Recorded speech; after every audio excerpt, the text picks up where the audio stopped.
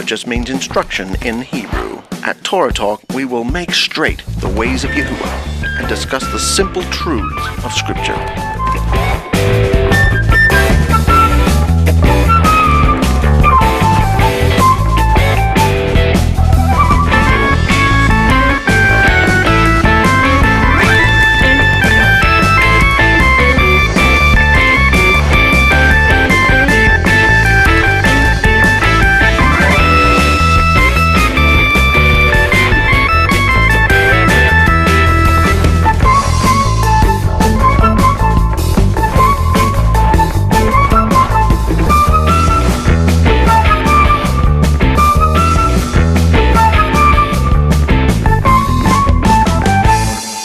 Welcome to Torah Talk with Lew White and Mark Davidson. How are you, brother? Hello. You're really loud. Oh, good. So you can hear me okay? Yeah, great to see you. Oh, good. You too. Shabbat Shalom. Shabbat Shalom. Oh, wonderful to see you, brother. It's been a little while, Yeah. hasn't it? It seems like it has. What's it been, 2 weeks, 3 weeks? Oh, it's got to be. Yeah. Yeah. How's it Well, going? you got. You go. I was going to say, I was listening to Chris's Facebook post about letting him have it, and that's a good relationship guide. Yes? It's Of course, certainly the best one, of course, is, the best relationship guide is the Torah. Yes? And that teaches that, it gives you the fruits of the Spirit. Have you ever seen this it's a little salt shaker. And if you put a little smiley face on it, I did this, you can really let them have it. And we don't mean let them have it in that sense, though, do we? Not at all. No. It means give them their opinion and don't take anything personally. Because people are all struggling. Everybody's having a good day or a bad day, and you never know. Yeah. That's true. And it's got to be genuine from your heart. Yeah. It really does shape your behavior, I find. Yeah.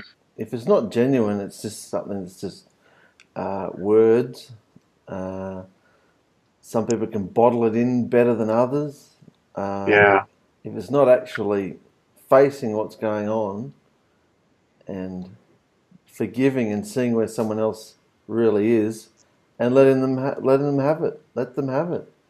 So it's just amazing in husband and wife relationships. It just really starts turning the heat up when you start letting someone have it. It reveals unclean spirits. It reveals what's happening in the other person. Yeah. So who they're listening to, what's influencing them. So yeah, it's so important, I find. Oh, absolutely. Yeah. We have to. It's a good technique in letting people experience the outcomes of their own decisions, but at the same time not letting it be one of these buttons that they push in you. Because when they find out that the buttons don't work, that you've disabled the buttons, how you know what I mean, the psychological manipulation buttons, like I know how I can make you really upset, or it's something that they get a rise out of you, and you can just turn all your buttons off and say, I'm not going to take anything personally, and I'm just going to do what YAHUSHA would tell me to do in that moment, and it's always be a response of good fruit. You just dwell on the fruits of the Spirit. Let Him operate. That's what I thought was interesting about this little salt shaker. It's a little piece of fruit. And I put a little mouth on it to give it a little character. But I hope we'll see more of this. I'm developing something here. Yeah. You'll see more of that little attitude. Yeah. He'll be making a regular appearance. I hope so. I might even give him a little name, but I don't want to turn it into a mascot. I think it's going to be more of it's going to be a part of it'll turn him into a letter and a word. Yeah. Yeah. And it involves some e-booklets that are going to enable people to download quickly and have it at their disposal on a mobile device that will give them a quick way of not only learning themselves, but a quick way of, in a conversation, you're talking to someone and something comes to mind or they bring something up and you go, I have a little information on that that's real simple. And then they can quickly access that, And that's what we need. We don't need these long, drawn-out liturgies, or not liturgies, but lectures where somebody dominates a conversation. You can just bring up something and then share it together. And I think that communication has to be two ways. The way we do this, I think I'm way too dominant. I think you need to say, wait a minute, there's something I just thought of. Just bust in there, because it's way too one-sided, It started off very informal years ago, didn't it? And then your seminars. You stopped doing your seminars, so this was really the main vehicle to get a lot of big studies out there. That's all that happened, really. I just started joining the seminar. That's fine. Oh, I love that. Yeah, that's what it is. Yeah. The latest. Yeah. Amazing. Oh, it's good, mate. I'm glad you're enjoying the Let Them Have It teaching. Oh, yeah. Just bring it up all the time. And, not that we want to be one topic, but a lot of people think that we're one topic. I was surprised at that because I kind of noticed that in a lot of ways with many people. They're about one topic. And you can't get past that, But the Torah is a good topic to get fixed on, I am Yahuwah, your Elohim, have no other before my face. That's a good start. And then you do not you do not bow to images.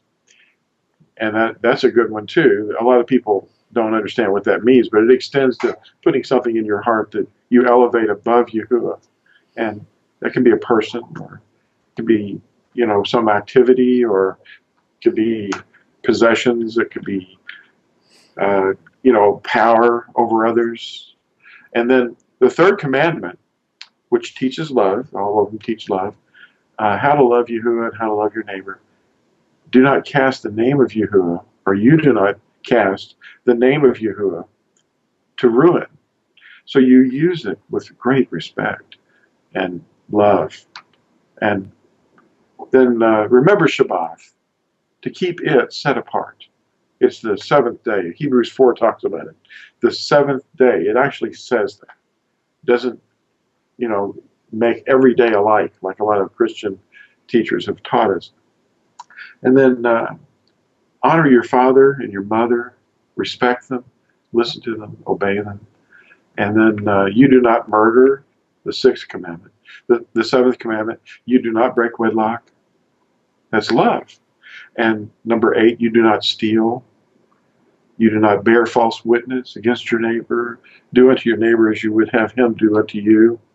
And then the 10th one, you do not even covet your neighbor's wife, house, field, servants, animals, or anything that belongs to your neighbor, and learn how to love one another as YAHUSHA has loved us.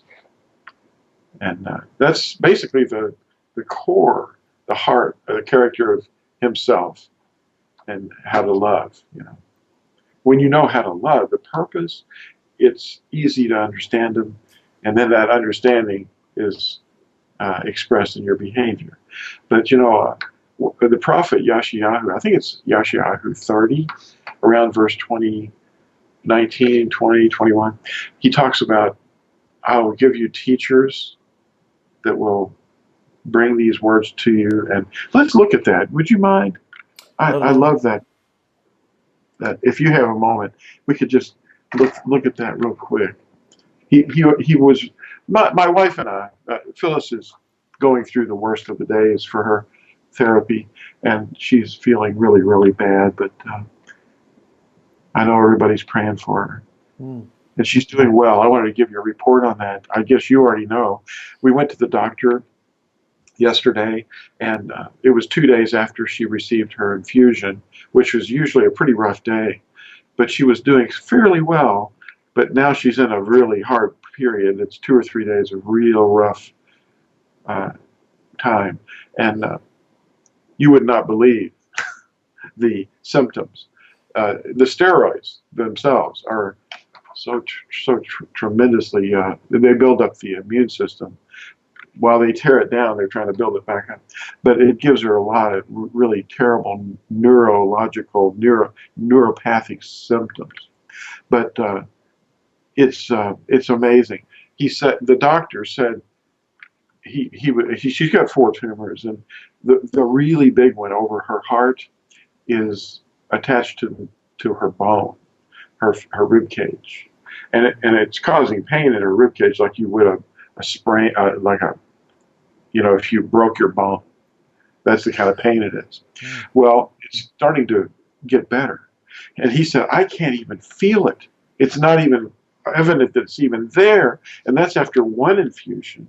And she's potentially to take 6, but he might stop at 3.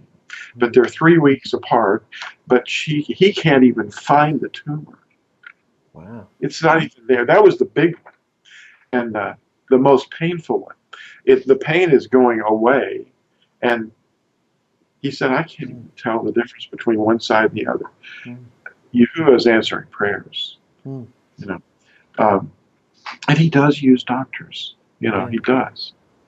But for those who don't believe that he performs miracles, he still does. I wanted to let you know that. Yeah. You would not believe what joy it is to see this. And she's being so brave. Let me find, they call him Yashayahu. He calls himself that too. They call him Isaiah. But I think it's chapter 30. Yeah, here it is. Let me move your head out of the way and I can read this. Okay, and it says, you remember the scripture where he says they went, but I did not send them. Well, that is kind of here too. But and the prophet Ual or Joel, chapter 2, kind of echoes in here too. Because it's about the last days. It's about just before he comes. For thus said the Master Yahuwah, the set apart one of Yeshurun, in returning and rest you are saved, in stillness and trust is your strength. But you would not. In stillness, he's referring to rest and the Sabbath. But you would not. They wouldn't obey, And you said, no, for we flee upon horses. Therefore you flee, and we ride on swift horses. Therefore none who pursue you are swift. 1,000 flee at the rebuke of 1. Now that reminds us of another scripture. At the rebuke of 5, you shall flee until you are left as a pole on top of a mountain and as a sign on a hill. He's talking about his own people who were not obeying him, and he sent them into the nations, and they would be pursued by Gentiles, and he would send these Gentiles after them. Now, and therefore Yahuwah shall wait and show you favor, and therefore he shall be exalted to have compassion on you. For Yahuwah is an Elohim of right ruling. Blessed are all those who wait for him. For the people shall dwell in Sion at Jerusalem. You shall weep no more. He shall show much favor to you at the sound of your cry. When he hears, he shall answer you. Though Yahuwah gave you bread of adversity and water of affliction, your teacher shall no longer be hidden, but your eyes shall see your teacher. Now that is also reflected at Ual or Joel chapter 2, verse 23. And your ears will hear a word behind you saying, this is the way, walk in it. He's talking about the narrow way, the Torah. Whenever you turn to the right, or whenever you turn to the left, and you shall defile the covering of your graven images of silver, and the plating of your molded images of gold, and you shall throw them away as a minstrel cloth, and say to them, be gone. All this stuff is just dust. It's nothing. Your idols. And he shall give you the rain for your seed, with which you sow the ground, and bread of the increase of the arets, and it shall be fat and rich, your cattle grazing in a large pasture in that day. Anyway, he was saying that we will see our teachers, and the teaching of the commandments is our teacher. You know, they throw it away though because they say it's useless. This is the schoolmaster. We're not under the schoolmaster. Well, you went to school to learn, and when you are out of school, you put into practice what the schoolmaster taught you, and therefore you give legs or action to your beliefs. You know, you believe it, now do it. You are doers of the word, and that's what's missed. Practical. Instead, they're feeding on wormwood. In fact, the latest, the first e-booklet that I have available is called Wormwood. It's something that people hear about. They go, "What? Wormwood? That's the name of that star in Revelation." But there's something to that people need to see. Yeah, it sounds like that's going to be the topic for your season, is it? You're doing a whole series of Wormwood, are you? Wormwood is addressing the errors that we've been taught, the false beliefs and strongholds. That's where YAHUSHA's guided me mostly, is to show people, look at the pumpkin. What are you doing with that? Look at that tree. What are those ornaments? What's this wreath? All these strongholds are right out in plain sight, and they're all over the earth. And they don't know what they really are unless Yahuwah reveals it to us. And the strongholds, that represents the false understandings and the false teachings and false beliefs. And they can be physical things, objects that people ritually do at certain times of the year. The bunny rabbit in the spring, and the eggs in the basket, and the candy eggs and all that stuff, fertility symbols. They're images right out in plain sight that we call rebellion, and another word for it is witchcraft. People are practicing witchcraft in plain sight and thinking, he loves this. Oh, but we're using it to teach people about him.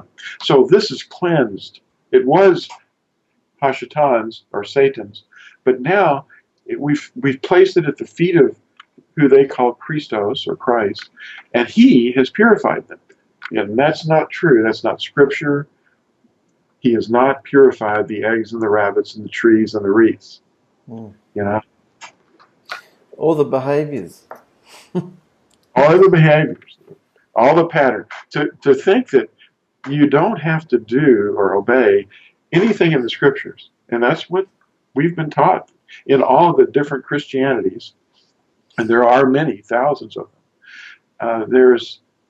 They're active in the world today, and they do not practice or obey a single thing that's in the scriptures. And I'm including tithing, because they're not giving the tithe to who they're supposed to, But they're giving it to the false teachers that have masqueraded as messengers of light. But they're teaching them errors, and they're making them feel good. What was it that I quoted on the back of the new book, Strong Delusion? This book is being printed right now. It may be available very, very soon. But it's Christianity's institutionalized witchcraft. That means rebellion. And there's a quote from 2 Timothy chapter 4, verses 2 through 4. Proclaim the word. The word. What is the word? Well, there's the word and the name that are above all, Psalm 138. The word is his Torah, his instructions. Proclaim the word. Be urgent in season and out of season. And that's referring to the Moedim, the appointed times. Correct, warn, appeal with all patience and teaching, for there will be a time when they shall not bear sound teaching, but according to their own desires, they shall heap up for themselves teachers, or teaching authorities, tickling the ear, and they shall indeed turn their ears away from the truth, that's the Torah, and be turned aside to myths. See, they've got all sorts of different myths. And there's much more than this. This is just the physical symbols of what they do. But those are not scripture. And we're just waking people up with it, going, do you realize that you're practicing witchcraft? And you don't even know it? And these people that you've been paying, they're actually teaching you to do this. You know. When Yahusha's followers were wandering the earth, proclaiming all these amazing things they just discovered, what do you think their knowledge of the Torah, the scriptures, really was? Do you think they would have been quoting scriptures at people, or do you think they were very, very common folk, colloquial in their approach to relating to people? What would their background have been? Excuse me. I don't really know, but who would? I expect that they were not dressing up in special, outfits. Or, excuse me, I have something in my throat. Can I get a glass of water? Yeah, go for it. Go for it.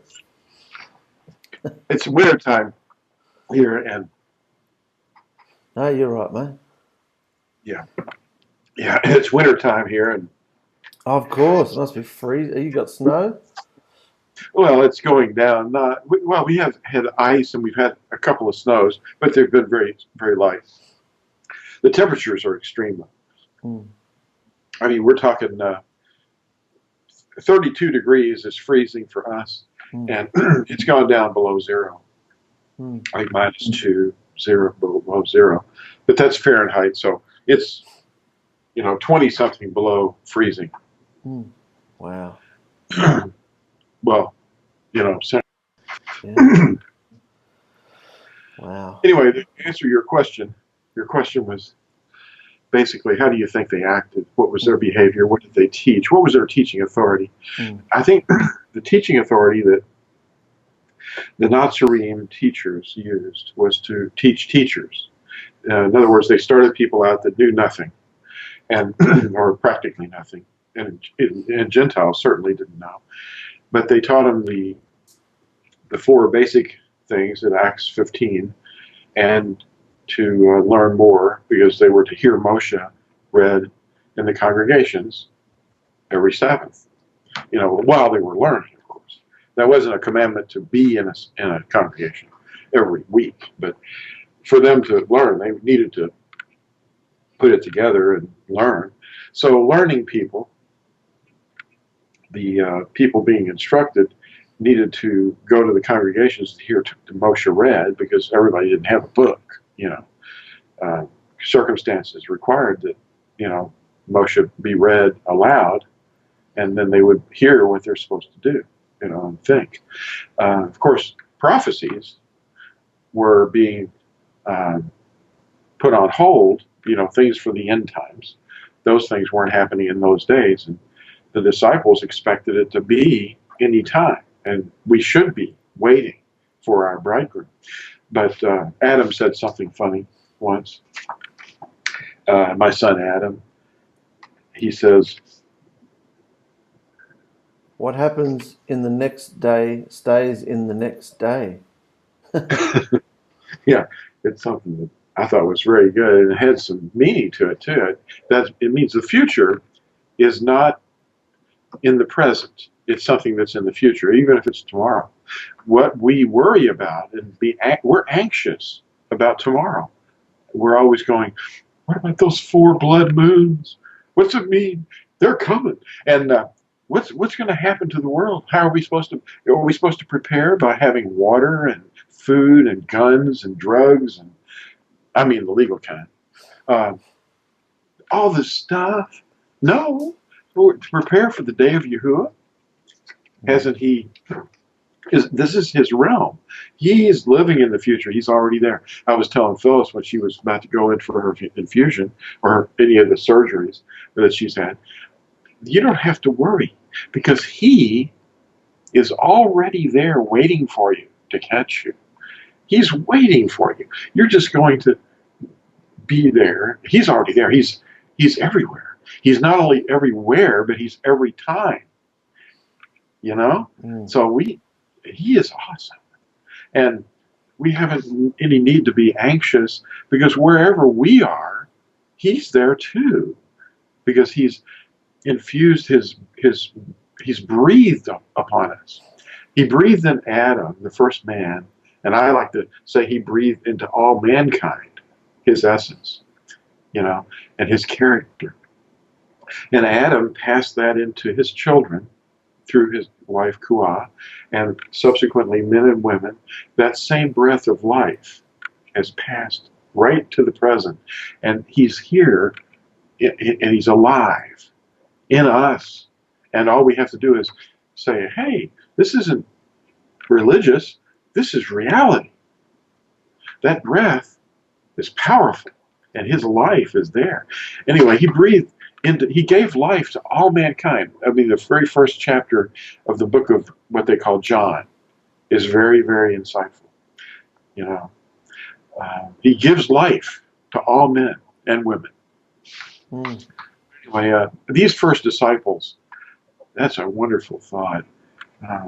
They weren't pretentious. They didn't have to wear little fish hats, or they certainly wouldn't have put domes on their head, you know, little kippas or yarmulkes. Why would they do that? I mean, they would have mentioned it if they did it. Well, now we have to have our yarmulke on. No, you don't. You're just, I mean, the first man and woman, they weren't even wearing anything. You know, the significance of clothing, what's that?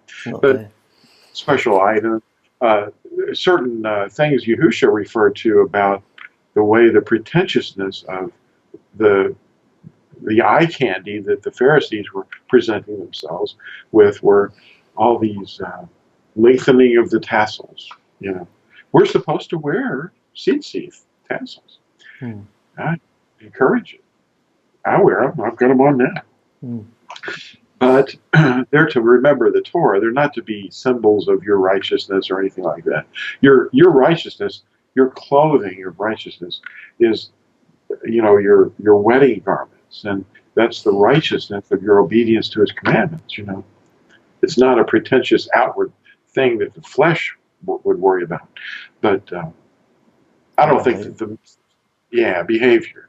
The men and women of that first century were basically their beauty and the way they acted and their words were the evidence of who dwelled in their vessel, and it wasn't what they were wearing. But as the pagan fusion occurred over time, the dirty snowball kept going downhill and getting bigger and picking up all this pagan stuff. They started wearing the priesthood of the clothing of the priesthood of the pagans. When you look at the Pope, you're looking at, and the bishops, you're looking at Rome's former pagan sun cult garments. You know, the way they dress and all the items.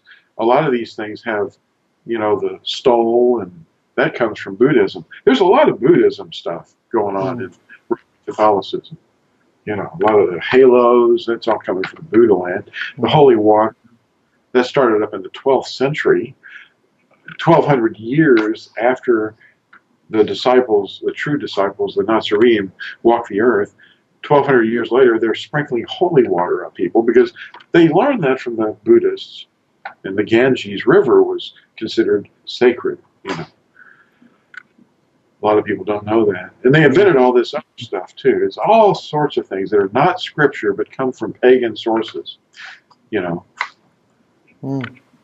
The purgatory thing, a lot of people don't know this. The Buddhists were very interested in the ancestors, the dead, because they thought the ancestors were being reincarnated in animals and crickets, little grasshoppers, and, cows. Well, the ancestors, and they would pray for their ancestors and make offerings for their ancestors, and this created the idea of purgatory and the selling of indulgences for the dead. Prayers for the dead and offerings to the organization, the magisterium for the dead, to have masses and things like that. Yeah.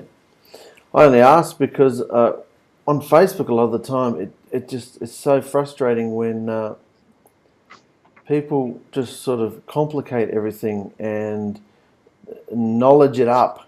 They make it sound really spiritual, and some people just post scriptures. They just post scriptures, and I think to myself, but there's no comment. Like there's no why are you sharing this scripture? Does it relate to what we're talking about, and what do you got to say about it? Imagine if you and I just sat here and said, "Good morning," and you shared a scripture, and then there's silence, and then I share a scripture, and then there's silence, and then you share a scripture. It'd be a pretty ridiculous show, because we all know what the scripture is.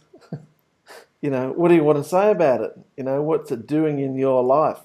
Why are you sharing this scripture with us? Don't share a scripture unless you've got something to say about it. In fact, don't share the scripture. Just tell us what you feel about it. That's what, get to the heart of the core of the matter, and relate. Transparency, relate from your heart what's going on, instead of being in this pious place of, oh, look at me, I'm going to share a scripture. That's great, but what do you want to say about it? For years and years that's been happening. I don't want to scream. Why? What's that got to do with the price of meat? What's that got to do with anything? I just think that the early believers would have been very, very colloquial in the way they related to one another. They use too. They sprinkle it, like salt it, salt their words with scripture. Yeah. Yeah. Like everyone's trying to tell us that the New Testament was written in Greek. Everyone's trying to tell us that they used this highfalutin religious language. No, they didn't. No. They just spoke in their everyday terms, in their everyday language. That brings up this, the little fruit man here. He's we bear fruit of the Spirit of YAHUSHA in us when we obey the commandments. But when we think of salt, we think of a physical thing. But what we do is we sprinkle our words with salt. That's a salt shaker. And what that means is you're sprinkling it with the scriptures that apply to the behavior you're talking about. Yeah. You're salting your words, Yeah.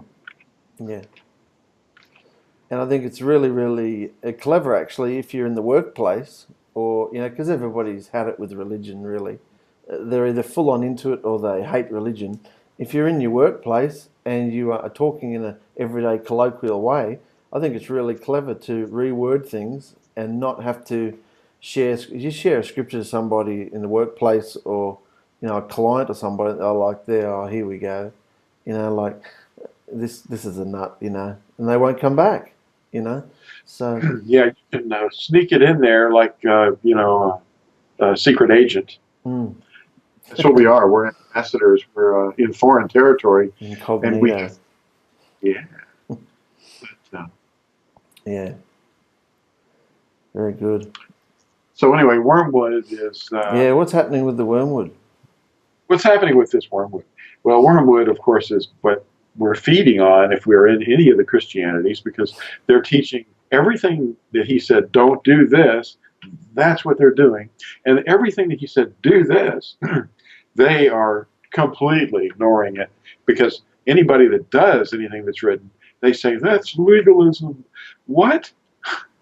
Anyway, in this first e-booklet, I'm working on linking something for the navigation to the subject, that a person can say, this is a short little booklet, but I'm going to navigate right to that word that you used, and it means this, and they'll understand.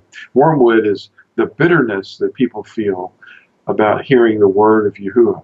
Instead of being bitter about sin, the thing that offending him, looking at it from his heart, instead of looking at sin with bitterness, they look at obedience with bitterness. And so he's turned it around and said, well, you want to do this? You want to, go worship the Queen of Heaven? Get that birthday cake out here. Grab those candles. And where's those cone hats? Bitterness. He's given them the wormwood to feed on. And the wormwood is all this witchcraft that people are doing. And it's in the behavior, and the symbols and the objects, But, people don't know this very, very much. But Paul went into the city of Athens, and in the area, this area where all these idols were, idol statues, probably all sorts of sizes. And these people who were there that worshipped one or another, or all of them, were very tuned in to whatever was news. They were very interested in anything that was interesting, that caught their ear. And Paul was going, I noticed that you all are very religious here. And that was not a good thing that he was saying, but he said, I did notice it. And there's one idol that you have here that's dedicated to the unknown Elohim, the unknown mighty one, or the unknown high one. I'd like to introduce that person to you, that being. And then he explained to him that there's a day appointed that all men are going to be judged. And of course, we know that that's the day of Yahuwah. And it's going to, if you want to focus it on a particular day, it's going to happen like a trap when the reapers come. When the reapers are unleashed on the 10th day of one of the 7th moons in the future, we're going to see just horrendous things happening around us. Because the unsealed, those unsealed in his name, and are disobedient ones, are going to be reaped. The weeds are going to be taken out from the midst of the righteous and thrown into a place called the great winepress of the wrath of Yahuwah. It's going to be unbelievable. And the level of fear the world has never seen. Terror like that one day. And anyway, they're all going to be judged. And Paul was referring to that day. He said, a day appointed by a man whom he has appointed. And that's what he was referring to when he was talking to these guys. And he was introducing that unknown as being that man who's going to make the judgments. Because it's only YAHUSHA who judges. We don't do that. We're not enforcers. But these reapers are going to do some serious activity. You can read about these reapers in the prophet Joel, chapter 2. We call him Ual. Yeah. Why do you think he gives mankind wormwood? Why do you think he gives mankind strong? He says, I give you a strong delusion because you do not love the truth. Give you wormwood. Why do you think, like if the world is like a matrix system, why do you think he gives the world these systems instead of trying to tear them down and bring in the truth, which he's doing? Why? It's almost like it's almost like he's just letting them have it. It's just like, have it. Have what you want to have. Do you think that's like a vehicle to shape his bride? Like, why isn't he actively trying to tear down the stronghold? It's like he's saying, this is what you want. You can have that. Have the wormwood. Have the strong delusion. And then within that system, like in the Matrix, within that system, he's trying to find those who he can unplug, who he can, put his ruach in. Do you think he's using that pagan system to find his true, those who will actually find him? Because a lot of people would just be like, well, he's all-knowing, he's all-powerful. Why doesn't he just tear down the system and get to the point? Do you think he's using this? He says, I give you wormwood, I give you strong delusion. Do you think he's using that as a way to strengthen, to find those who are really genuine, those who really want the truth, those who aren't satisfied with being asleep. I just thought, I was talking to Phyllis about that this morning, that the hardest things that you do in your life, the things that are when you're going through the valley of the shadow of death, he's closest to you at that point. And Phyllis was saying that she's going through that now, and she feels such joy, happiness, joy, and peace, because she feels his presence. And this is the way he shapes us. This is, I think, we can appreciate, this is the refining. And he shapes our hearts and gives us the desires of our hearts through this whole process. And he comes in a still, quiet voice. That's why it's so important that we take some time out each day and just have a quiet moment. Stop talking. Go someplace where you can be alone with him and listen. And he will give you the desires. Not that you're asking him for him to give you something like he's your servant, but the opposite. You're waiting to hear what the desires of your heart will be coming from him. So he'll tell you what you are to desire. Anyway, in 2 Thessalonians 2, which is probably the key to the answer, is let no one deceive you in any way, because the falling away is to come first, and the man of lawlessness is to be revealed, the son of destruction. Anyway, he's the one who opposes and exalts himself above all that is called Elohim, or that is worshipped, so that he sits as Elohim in the dwelling place of Elohim, showing himself that he is Elohim. And then he says, do you not remember that I told you this while I was still with you? And now you know what restrains for him to be revealed in his time. He hasn't been revealed until recently. I mean, we're revealing the man of lawlessness.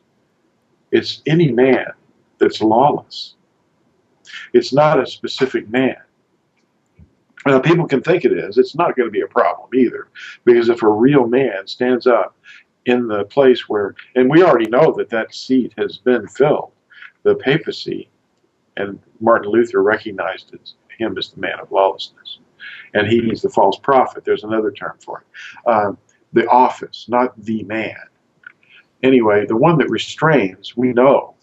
The restrainer is the controller of the hierarchies and principalities, what we call the circus.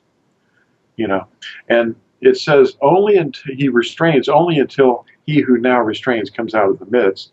And then the lawless one will be revealed, whom the master will bring to naught with the manifestation of his coming.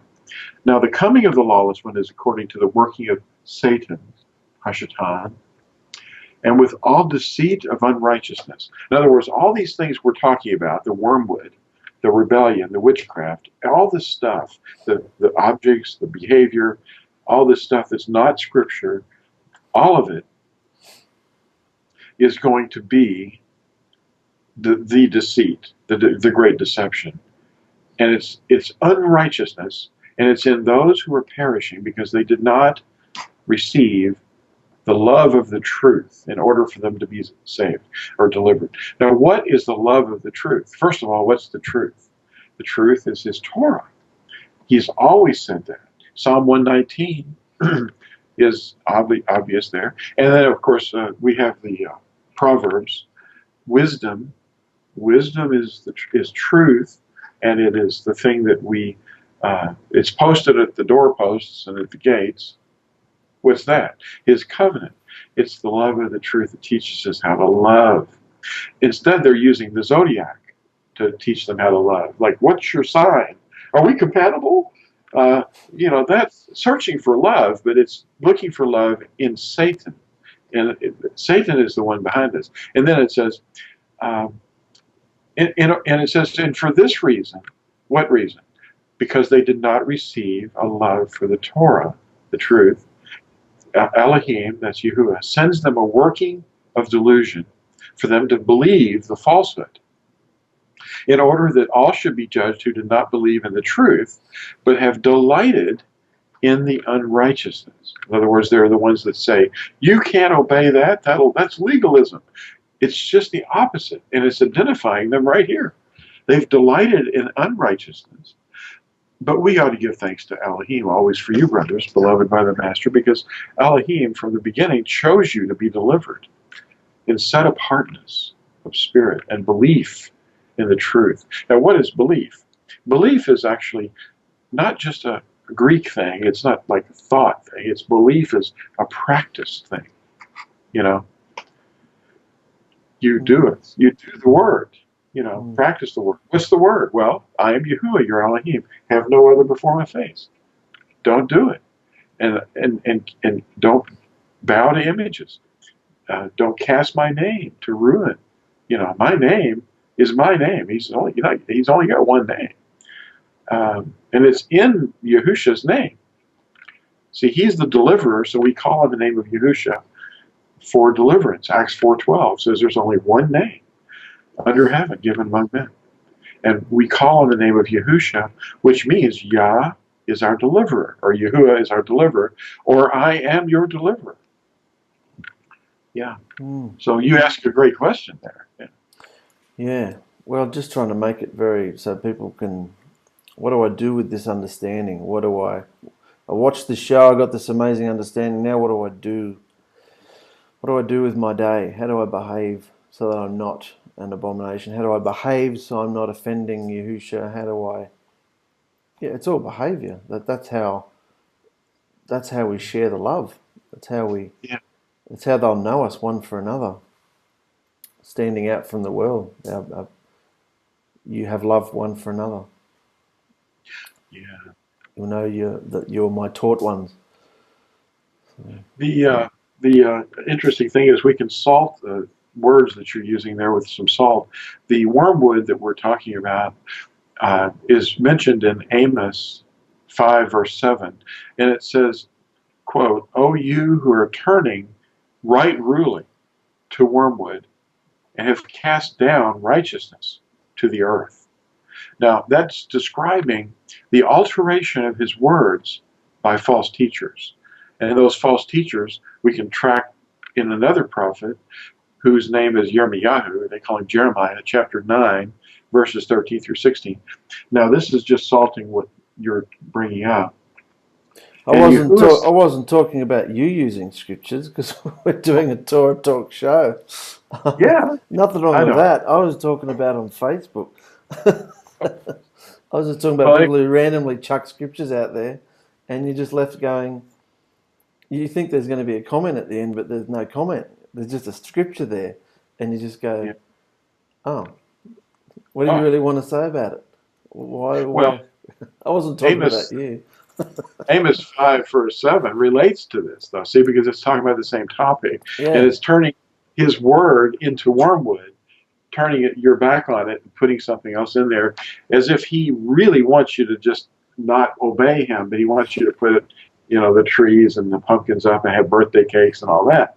Anyway, Yirmiyahu 9, Jeremiah, starts out at verse 13 saying, And Yahuwah says, because they have forsaken my Torah, which I set before them, and have not obeyed my voice, nor walked according to it, but they have walked according to the stubbornness of their own heart, and after the Baalim, the lords, which their fathers had taught them.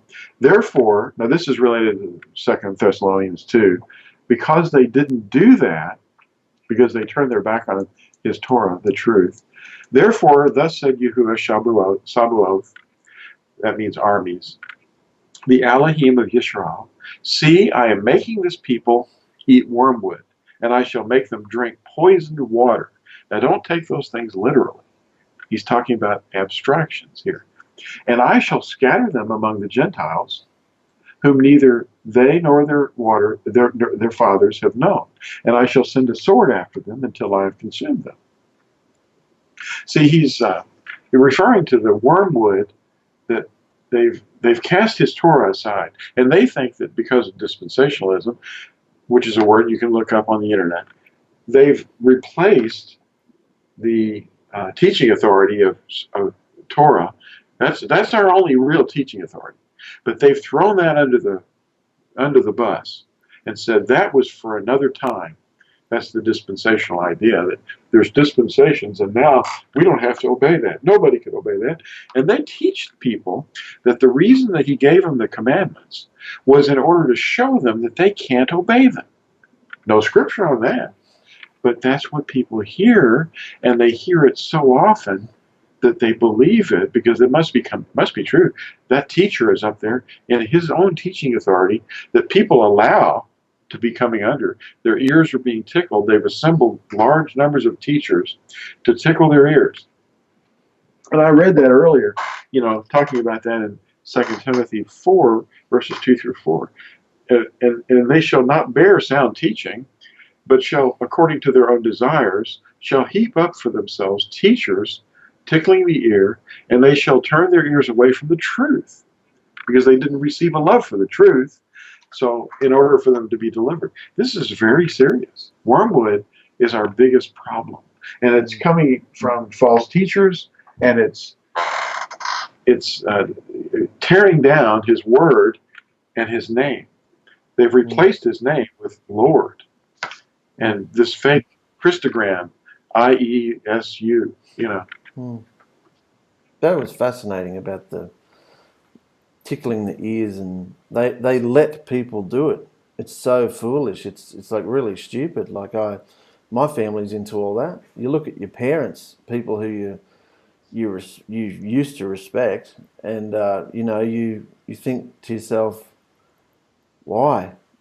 Why can I see this and you can't? And it's like an extreme form of immaturity or childishness. It's very hard as you start coming into age. It's very hard to face that your parents and people like that are younger than you.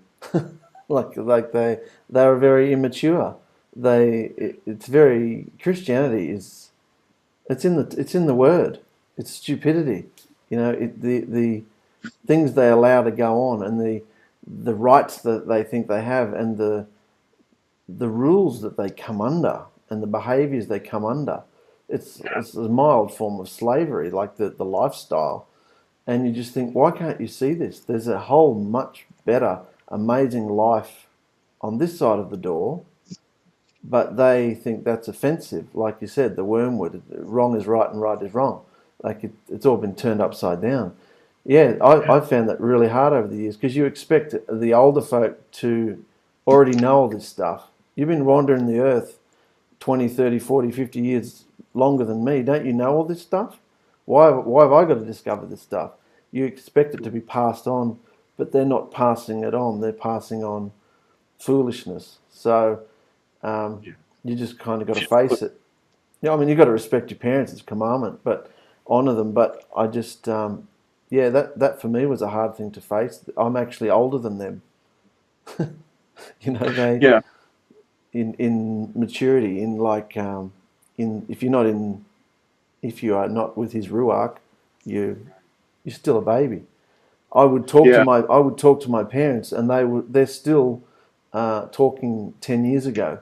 They haven't let go of things that happened 10 years ago, and I've long forgotten about them, because you forgive and forget and move on. And I might remember if they bring stuff up, but they're literally right there in the moment. They're still having arguments. They want to sort of pick up the conversation that they left off with 10 years ago when we left Christianity, 12 years ago when we left Christianity. And so I realized, if you're not with YAHUSHA and you don't move on, you really just stand still. If YAHUSHA comes into your life and says, here I am, this is my name, this is my way, come and follow me, and you say no, it's almost like a pillar of salt. It's almost like you're frozen, you stand still. And so my wife and I have gone on, and 10 years, 12 years later, we have conversations, and they're still living. It's like talking through a time machine. They're still living in that bitterness, in that it's really hard. It's like you're talking to children. They're trapped into wormwood. Yeah, exactly. But they can't find the narrow way. No. What is the narrow way? The narrow way is a thought or an idea or a feeling to them, but it relates to the Messiah that they've put in their heart, but that's not the real Messiah. No. See, the narrow way is the Torah. And he was always talking Torah, but we mentioned this earlier, Yeshayahu, Isaiah 30:21. This is the way, walk in it. And I put these little things up here to remind me. But it's exactly what you're talking about. They're not in that way. This is the way. You will hear your teacher. You will hear a word behind you, which is saying, and it's an old word. It's the old path. You know, go back and return to the ancient paths. They don't want to turn back to the ancient paths because there's too many dogmas that have gone down in the past over the century. You know, put aside all of that. Throw it away.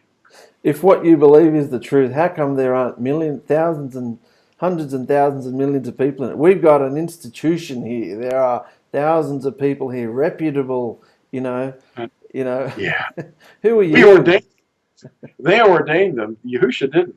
Yeah. He didn't send them. He says somewhere in there that in his word that, and I wish I could remember the verse, but where it is, I can't find it. But he said they go out and they run with this message, but he did not send them. Because he didn't ordain them. The only ordination, which means orders, it's a strict path of teaching is what it is. It's a teaching authority, and a teaching authority is supposed to be Torah, and it's Him living in you that gives you the understanding. But their teaching authority is according to their own paths, their own ways, and their teaching authority is set up in liturgies and hierarchies and principalities. And are you ordained? Oh yeah, I'm ordained.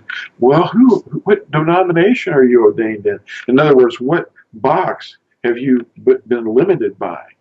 What list of beliefs do you have?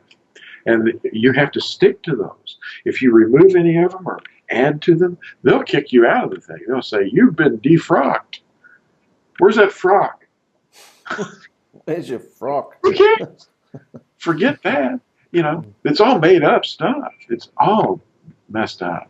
But he said the truth will set you free. It doesn't mean free to sin. It means hearing the truth will put you under the right teaching authority. And he's the teaching authority. And nobody's in charge except him. Yeah. There's no power in it if you ordain yourself. When we first left Christianity, there was such a violent reaction and a ruckus over here. My father, who was following the group we were in, he was in the group when we were in Christianity. We had a small group, and he wrote letters. He was so angry at the fact that we just walked out of the circus. He wrote letters to all the, to about half a dozen or so top Christian apostles, probably television evangelists knowing him.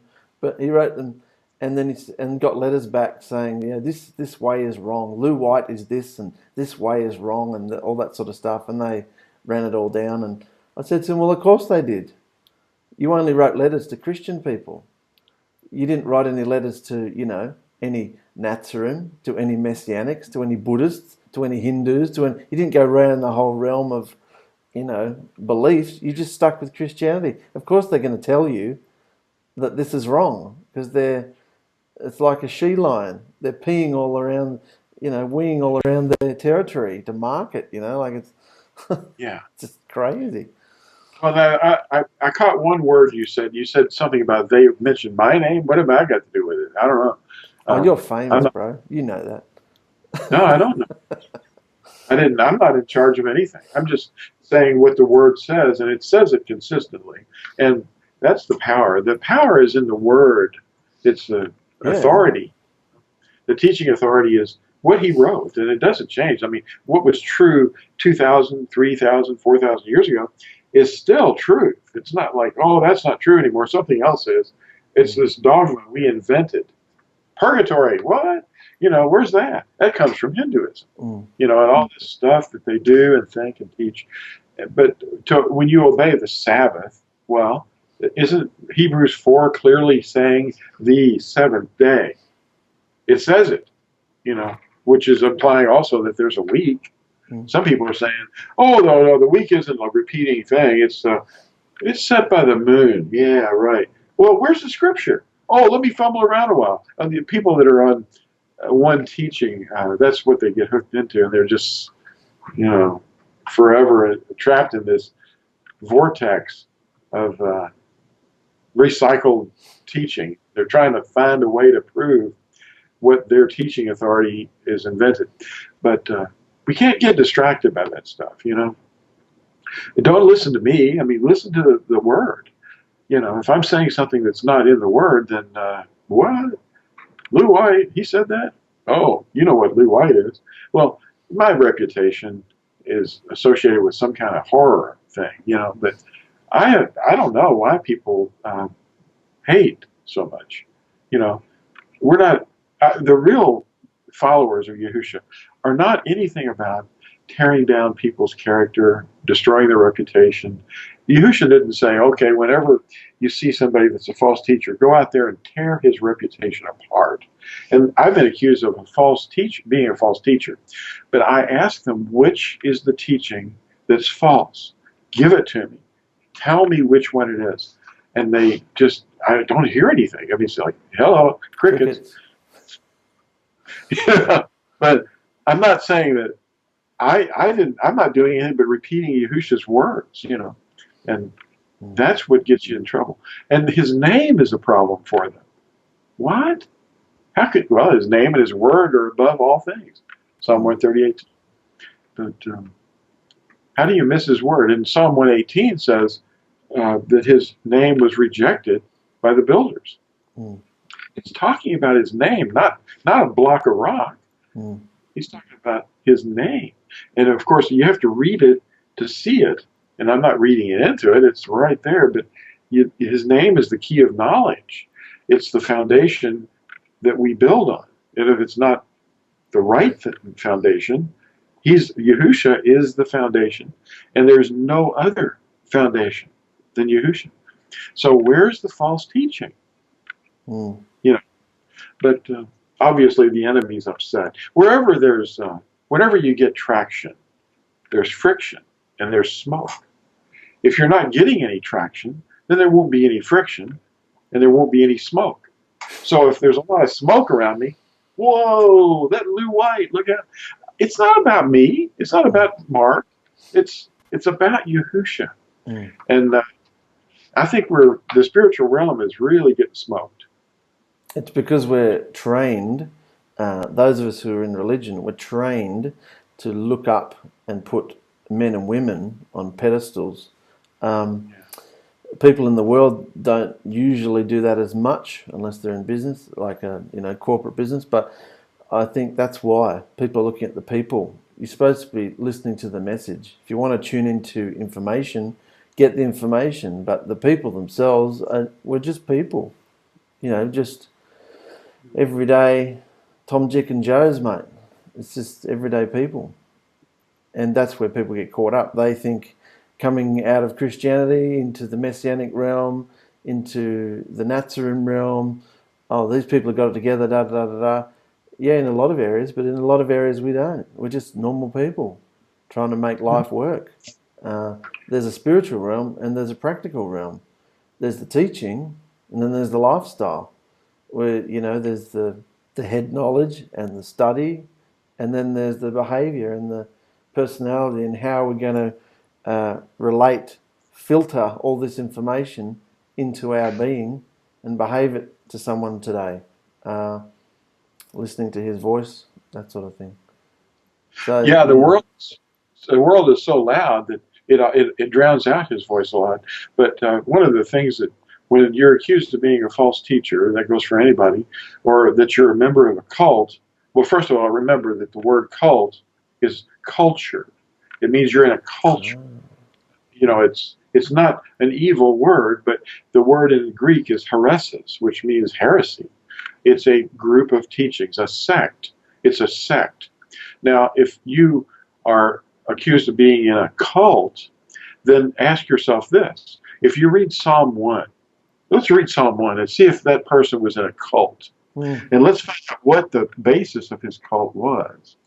Let me find Psalms. I have to move your head. Oh, I hope that didn't hurt. Let's see. Psalm 1. Let's just start out right there. You know, this is amazing. All right. Happy or blessed is the man who shall not walk in the counsel of the wrong, and shall not stand in the path of sinners, and shall not sit in the seat of scoffers. But his delight, this is the way a cult is. I'm saying in a good way. But his delight is in the Torah of Yahuwah. That's the word, the instruction of Yahuwah. And he meditates in his Torah day and night. For he shall be as a tree planted by the rivers of water that yields its fruit in its season, and whose leaf does not wither, and whatever he does prospers.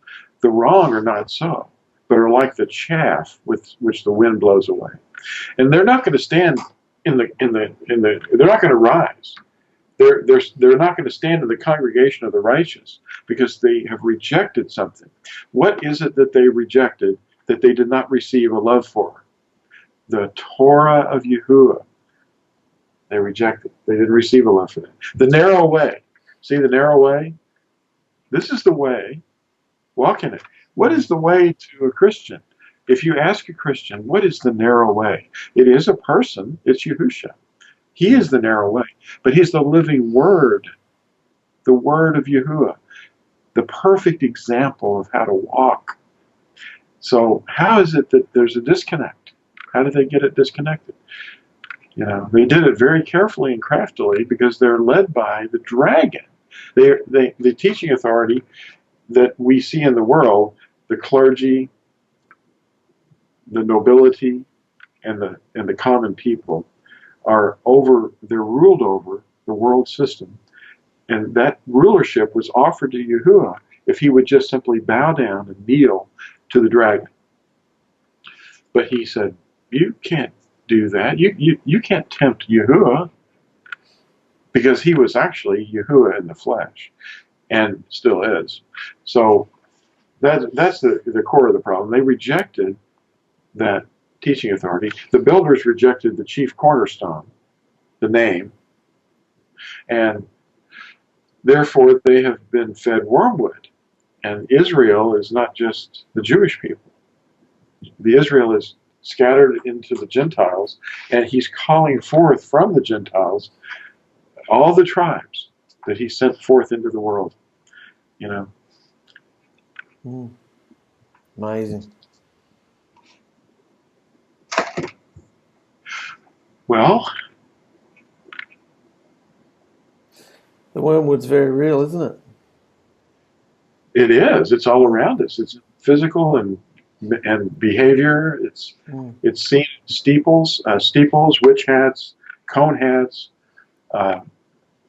obelisks, any kind of a vertical stone of any kind that's used for, an idol or something.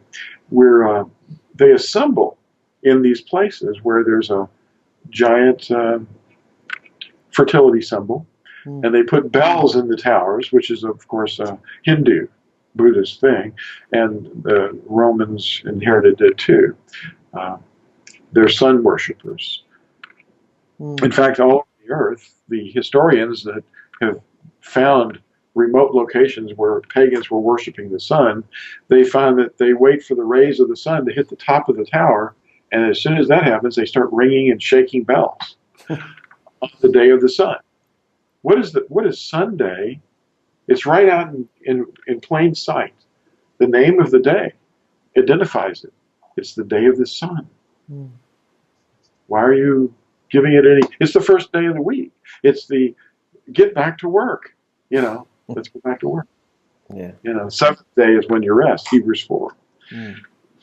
But anyway, it's all about that chaff, because see, the wrong are going to be like the chaff. The wind blows away because they're not doing righteousness, not practicing the Torah. If you meditate on the Torah day and night, then you're a cult. You're a culture of Yahuwah. He put that into you, and he wrote it upon your heart, and that's why you're accused of being in a cult in a negative way. Hmm. Have you ever been accused of being in a cult? Oh yeah, all the time. That's how Yeah. my family feel. Yeah. Oh, it's ridiculous. Yeah, when we were first pregnant, 10 years ago with our child, Josiah, my sister and brother-in-law wrote me a letter and said, if you don't leave this cult, there's going to be something wrong with your child. Really harsh stuff. And that was probably really upsetting back then. And then that's what I was saying before. You just, a decade later, you just realise they're just lost in translation. It's just lost. They're just fumbling around. They just put out these campaigns on Facebook. My sister did about, bring JES back into Christmas. Bring Christ back into Christmas. They get so offended that you write Christmas with an X, Xmas. They get so offended by that stuff. Bring him back. It's like he's never there, and yet they're sitting there in front of a tree, decorated, with a wreath on their door, and they're saying, "Bring YAHUSHA back into Christmas." He was never there. He's never. It's totally a foreign concept. So it's just been assimilated. So you sort of get past it, you get over it, and you move on to something fresh. Don't sort of worry about them too much. I heard an amazing quote the other day that just said the power of YAHUSHA's word comes through the behaviour. So I sort of stuck with that, and I thought everything we're learning has to turn into a behaviour. How does it help us with our husband and our wife, our children, our workplace? How does what we're learning affect us? So it's not just a head knowledge.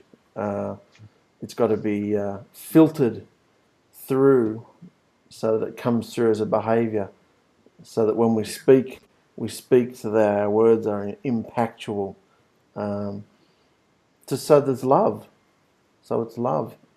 And people will often just think you're stupid because you're so loving, because you're so not caught up in the intrigue, not caught up in the gossip. You're just letting everybody have who they want to be. And when you do that, people either think you're extremely cunning or you're extremely stupid. So, and you just let them have that too. It's a much better way for YAHUSHA to come through in your home. When you said way, it reminded me of this is the way walking in. Well, the Torah, Yashayahu, they call him Isaiah, chapter 8:20. I'm going to put a little salt on this. See a little happy salt man here. Yeah. Here comes some. Anyway, the salt is to the Torah and to the witness. If they do not speak according to this word, it is because they have no daybreak, or they have light of dawn, or whatever. But the reason they have no light is because they're not speaking according to Torah, the way, the narrow way. No, they're not taught that. See, they don't go to their steeple and hear the Torah, the commandments. They just hear the teachings of men. The wormwood is coming through. They're fed wormwood. Well, it's just really great to go into that, brother, about the wormwood. Everybody's fascinated by all the things that happen in Revelation. There's another piece of the puzzle that's right in front of us happening. It's been happening for centuries. Yeah. It's funny how you said that they ordained themselves. Didn't Constantine do that? Didn't he kill off his... It wasn't even royalty, was he? He killed off his family or something, didn't he? To take the throne? Well, yeah, well, the whole thing about inheriting your position and rulership through the family line was pretty much the way kings operated of any kind. And Caesar wasn't in a royal line. He was more of a general that just rose up in the ranks, and he was kind of a commoner, and but he became the most powerful man on the planet, Um, but yeah, we're ruled over basically by his dead hands in this. The Christianities are in the church, in the circus fathers of the catechetical school in Alexandria. You want to talk about a cult? I call it the Alexandrian cult. The culture at Alexandria was all about allegorizing scripture, and they invented all these ways of making it seem like the pagan things had some truth in them. You know, like there's teachers out there that are messianic right now that are teaching that the zodiac at one time was good, but now it's been corrupted. Well, the zodiac is not even there, but they imagine that it is. See, these are myths. The teachings of myth, the men have turned aside to myths, and they say, oh yeah, at one time the living animals that are in the sky, which we find in Yehezkel or Ezekiel chapter 8 as being an abomination, are good, were good until they were, you know, changed and turned into, you know, something bad. But they're not there at all. He said, do not bow down to or learn anything about the heathen techniques or practices or behaviors, and do not fear the signs in the heavens, and do not bow down to them. Do not bow down to anything in the heavens above. That means acknowledge or respect or, you know, expect anything out of, you know, because they really do believe that rabbit's feet or anything that's lucky or something that's going to give them something if they honor it, or if they do something or if they don't do something, that they're going to get benefits from it. And they're not using the Torah. They're using mythology and superstition, you know, witchcraft.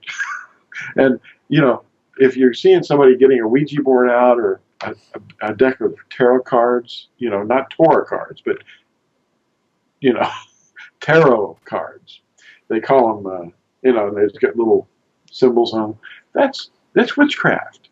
It's plain and simple. Deuteronomy 18 condemns it. And it's always going to be true. We could go another million years into the future, and it's still going to be true.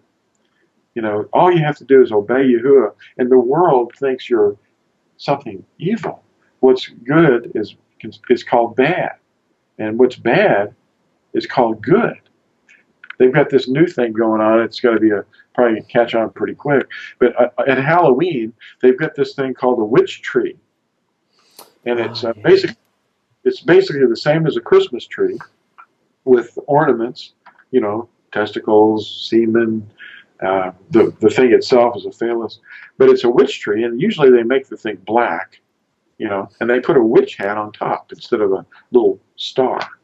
Well, that's a new thing that's developed. I just saw one, you know, when I went to a store, and it was around Halloween, so black and orange are their colors.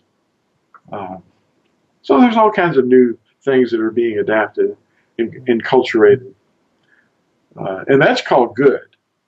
I was shopping for a book in a bookstore, and the biggest department in the whole store was witchcraft, you know, the occult, okay, the hidden, and people had they had baskets full of those books. And anyway, I was going in there to look for a book, and I said, do you have any books where you recommend for children? And she said, and this was many years ago, but my child was, you know, younger. Anyway, I've got two boys, and she said, well, how about that Harry Potter? And I said, well, that's witchcraft. I don't think I want my son reading that. And she said, what? You mean you say that like it's a bad thing? So, yeah, what's good is called bad, and what's bad is called good. Yeah. There was someone on TV last night saying that, a comedian, and they were saying that a lot of the airlines now don't have a row 13 on their planes anymore, because people don't want to book a flight on a plane, you know, in row 13. It's just so unlucky. And she was just mocking it to bits. She said, I've never ever heard of a plane flying along and just row 13 just drops out of the bottom. and gone. You know, I've never heard that happen. And row 14 and row 12 are just like, phew. You know, I would sit there. Yeah. it's like, how stupid and crazy have you got to be to believe this crap?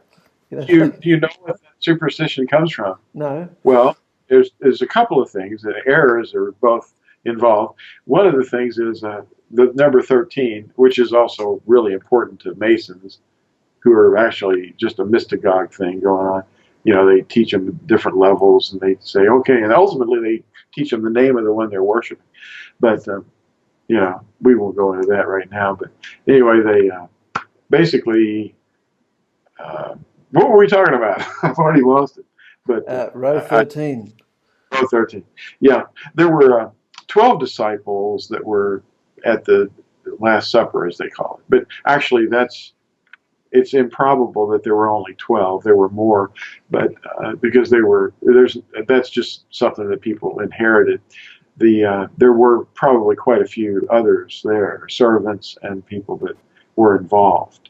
But the 12 were there, and he sat, and they're mentioned by name, but it doesn't mean no one else was there.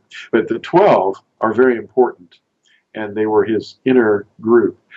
Now, they were the ones that were seated with him, or let's say reclining with him. They may have even been on pillows.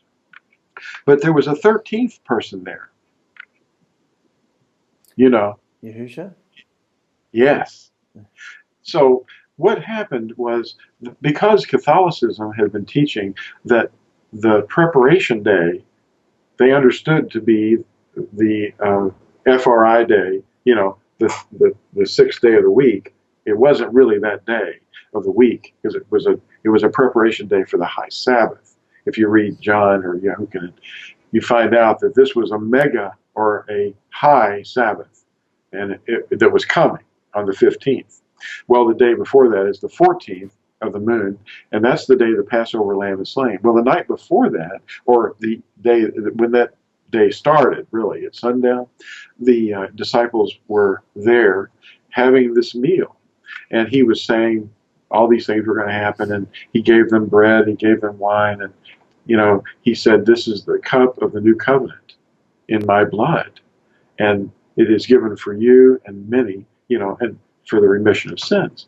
Well, he's referring to his blood being symbolized by that cup, that they're all going to take in them. And they're not drinking blood, but the idea, though, is that he's going to be in them. And that's the same thing about the bread. You know, he was giving them bread, and he was saying, "Take and eat, all of you. This is my body." And he was talking about he was going to be in them, and they were going to be his body as well. You know, it wasn't just the bread. It's an abstraction. But the idea, though, of there being 13 men at the Last Supper of Yahushua on the earth was the meaning behind it, and it was thought to be unlucky, you know, because there were 13 men gathered there. So that number has become, you know, more or less a metaphor for evil or unluckiness. And then, of course, that day they thought was the sixth day of the week, so they say F day the 13th, and they're using the Roman calendar, which is based on nothing. It's not the 13th of the moon, which the word month means. It's really just, it may happen sometimes that it really is the 13th of the real moon, but that's very rare. You know, and they have this thing called the blue moon, which is when there's two full moons in one Roman month, you know, which is really confusing because it's just the whole calendar has been molested so that people are in total confusion. You know, they don't have the truth, which is a real moon. They just have this nothing thing, you know, going on called the Roman calendar. Mm. Anyway, That's totally that's superstitious. Yeah. Mm. That's That was a good song. Oh yeah, Stevie Wonder. Changed the words. Yeah, wonderful. It was lovely catching up with you, brother. Yeah, same here. Same here. Yeah. Let's get together and we'll talk about the name maybe next time. Yeah, brilliant. Yeah, we'll go through all the teachings again, the foundation. We have to sift through all the wormwood and throw that away, and then get the real truth. Fantastic. Give Phyllis our love. Thank you, and everybody should pray for her, please. Thank you for your prayers. Yeah. Love and you, say mate. hello to Amy.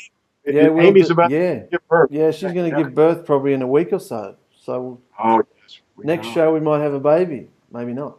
Oh, yeah. Well, we love you. Thank you. Love you, brother. Talk to you soon. See you later.